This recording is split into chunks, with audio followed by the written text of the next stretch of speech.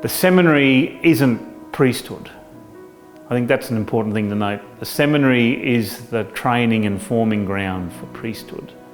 Just like school isn't the whole story of life, but it is a place where you get equipped to enter into life. Because in some ways it can be a fairly tough, close environment, but it's meant to be like that.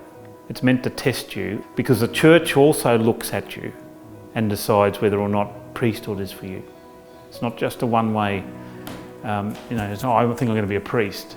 It's the church also discerning your vocation, which is very, very important, I think.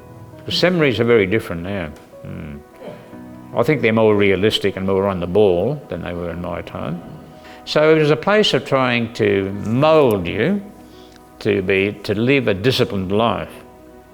And I suppose that was the idea, that you would come out in a lot of self-discipline.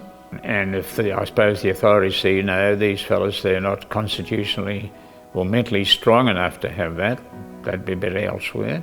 Or others find out that, no, this isn't the life for them.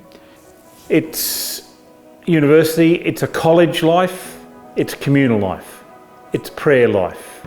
There's a discipline to it in terms of the prayer rhythm of the place.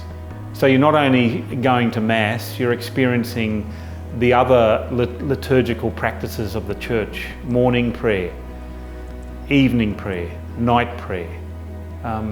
You discover the traditions of the church. Think that there's still an emphasis on sport, on team sports and that sort of thing, and on fitness.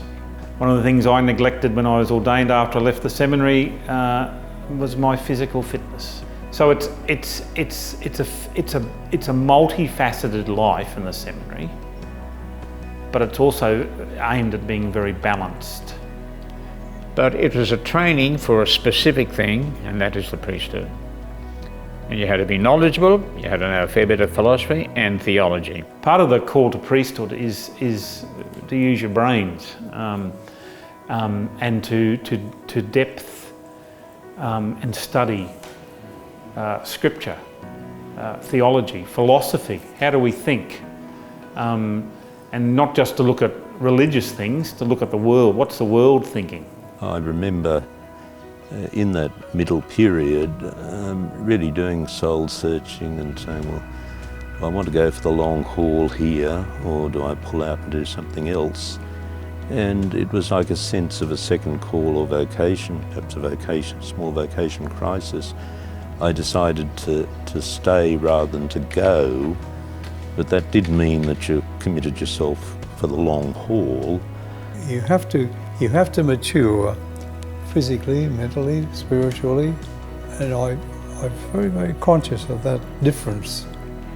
Yes, blessings, I would say, was the companionship of other students, because they came from all walks of life and were all different ages.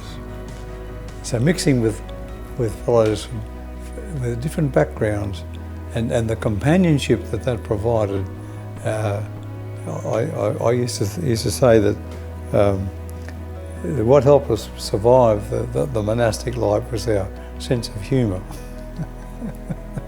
So I would say that was a blessing, to mix with fellows from different walks of life, but we were all there for the same reason, and that to me was a real blessing.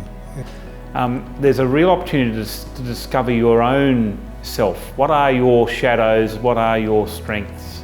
What do I need to work on?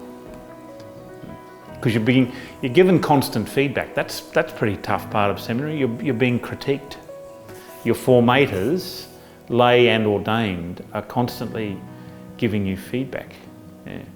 And you mightn't appreciate it all the time, being told that you need to improve in this area.